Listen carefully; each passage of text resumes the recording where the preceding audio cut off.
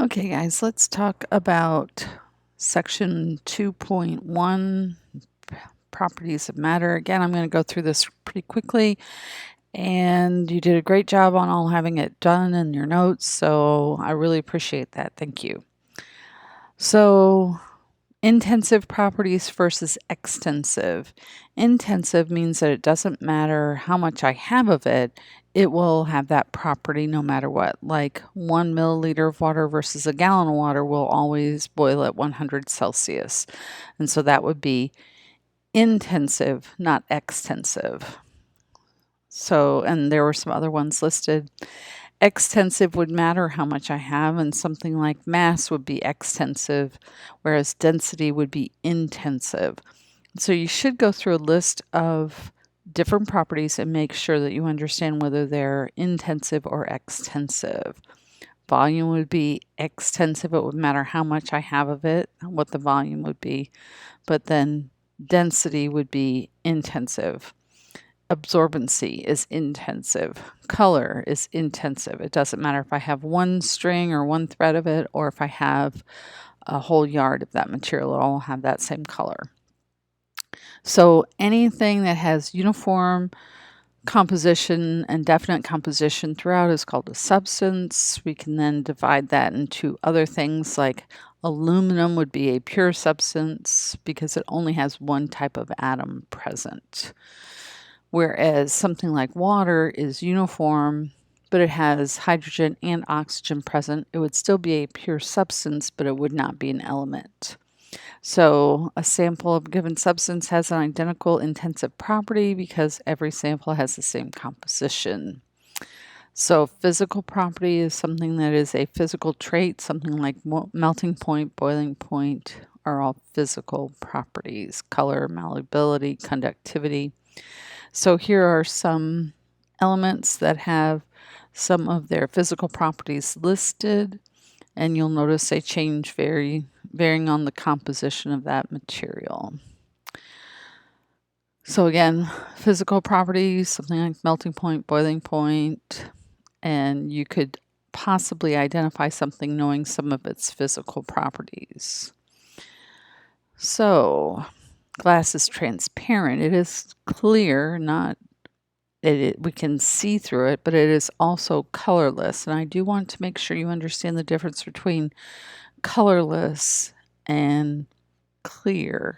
Something can be blue and still be, I can see through it. It would not be colorless though. And so colorless means that there is no color inherent in the object, and transparent means I can see through that material even if it has a color to it. So like my sunglasses, I can see through even though they do have a color to them. So you should have a list of properties of a substance, and you should be able to determine whether they are extensive, intensive, or chemical or physical properties. So there are actually 4 states of matter. We're only concerned with 3 of them: solid, liquid, and gas.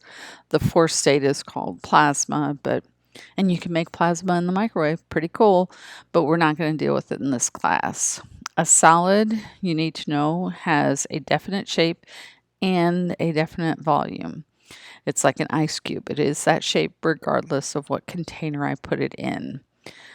So then a liquid has a definite volume, but it takes on the shape of the container that it's in. Something like water. If I pour it from a very tall, thin glass into a small, wide glass, it'll look like it's a different shape, but it'll be the exact same volume. So liquid form of water or matter takes on the shape of the container and it flows. It has a fixed volume. And liquids are almost incompressible. Solids are incompressible for the most part, and they can expand while heated or cooled.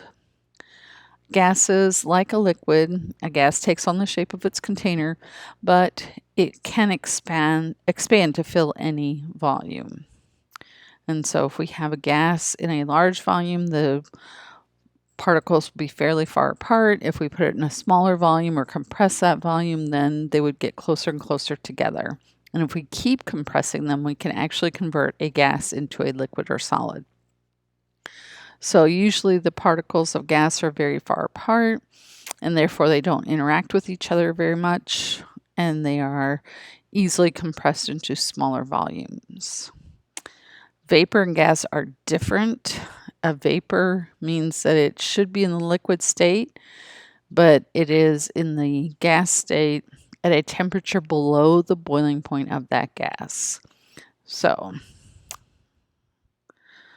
a substance that is in the state in which it takes the shape of the container, what shape or what state or states could it be in?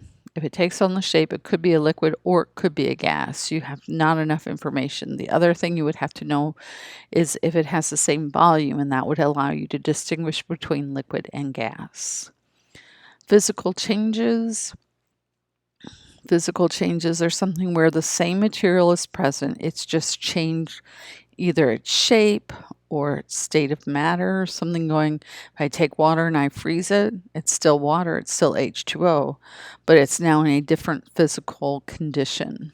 And so during physical change, some properties of the material change, but the composition of that material does not change. Melting, boiling, freeze, condense, break, grind, split, cut, crush, tear. Those are all words that telling you that a physical change has taken place.